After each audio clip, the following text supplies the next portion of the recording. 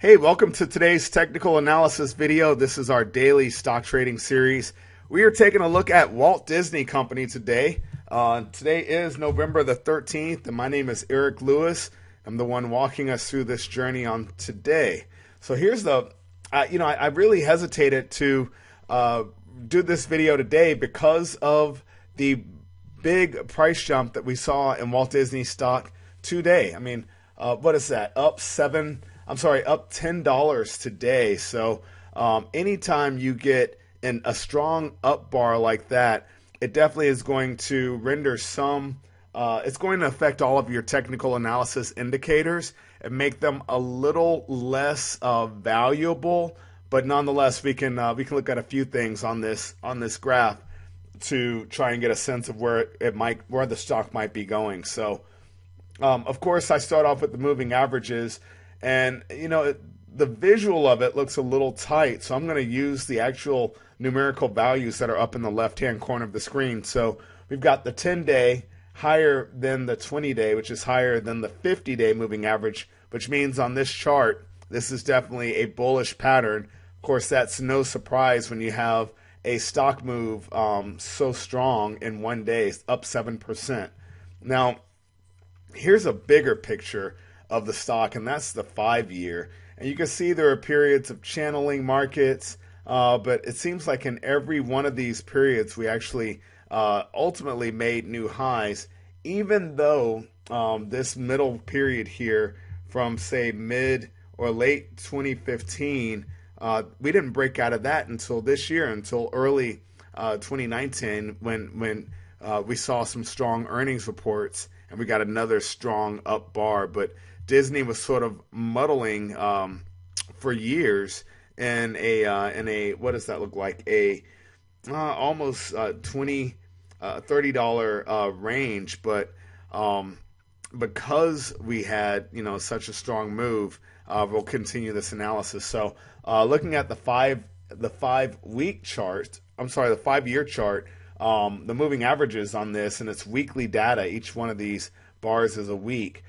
In this scenario, we actually have it a little less clear. So the 20-week is actually higher than the 10-week, and then the 50, which is closer to an annual, is significantly lower than both of the other two moving averages. I do suspect this will, especially if we stay higher and continue pushing towards and staying in this area of new highs, we will see the 10-week pull higher than the 20-week, and then this chart as well, the moving averages will be pointing bullish, but at the moment it's not. So rather than look at the Fibonacci analysis, I just wanted to look at the full price history of Disney. And what we see is that even though we've had some periods where stock pulled back, we ultimately always got a 100% retracement. So when we have these scenarios where pullbacks still lead to new highs, I find Fibonacci analysis to truly be of less value. So I'm not going to look at it on this chart in particular, but we will still look at the MACD. I like the MACD, as you guys should know by now, and this is of course showing bullish momentum continuing.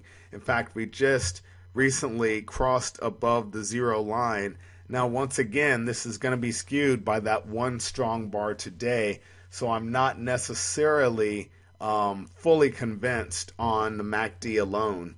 And I just wanted to take a stab at looking at a little bit of support and resistance, and we did have sort of a reoccurring theme. This $130 range was sort of it was support back here in May twice. We saw it again act as support in August, and then of course we fell below it and stayed around there for most of October.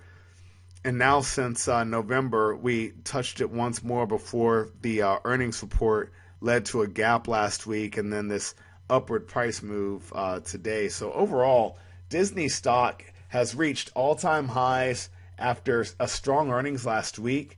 The moving average for the 1-year chart is showing a bullish pattern, but on the 5-year, it's not as clear because the 10-week is still below the 20-week. I suspect if we stay higher, that'll get pulled up here quickly. Now, I didn't look at the Fibonacci because any pullbacks have ultimately led to 100% retracements in this stock.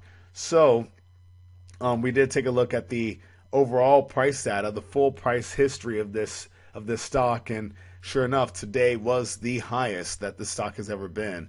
Now, the MACD, of course, is crossing below. It already crossed below the zero line and is crossing the two moving averages are moving higher. So that's a bullish signal.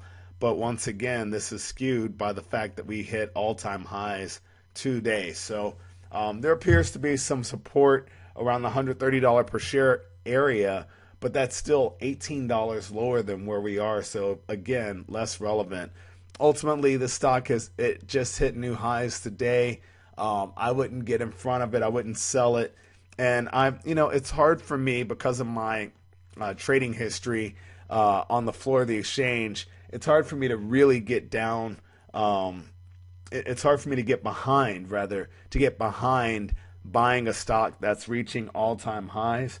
But you might consider doing it smart. And what I call doing it smart would be maybe buying some call options or doing some sort of a structure like a call spread where you both get to take advantage of what should be higher call premiums to actually afford a little bit better call. So in that scenario, you would sell the higher strike call option to purchase the closer to the money call option, allowing you to hopefully capture the value of that spread. But it also allows you to get a call spread off without, if you just buy a single call on a day when stock is reaching all-time highs, you're going to pay through the roof for it.